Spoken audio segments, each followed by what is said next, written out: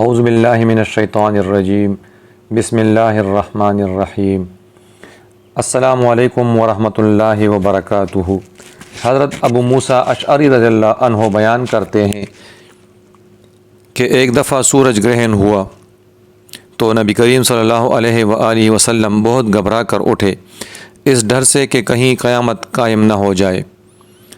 آپ صلی اللہ علیہ وآلہ وسلم نے مسجد میں آ کر لمبے رکوع، لمبے قیام اور لمبے سجدوں کے ساتھ نماز پڑھی۔ میں نے کبھی آپ کو اس طرح کرتے نہیں دیکھا تھا۔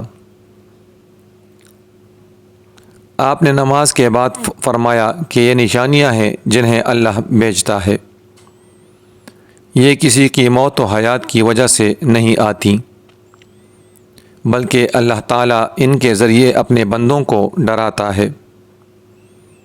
اس لیے جب تم اس طرح کی کوئی چیز دیکھو تو فوراً اللہ تعالیٰ کے ذکر اور اس سے استغفار کی طرف لپکو۔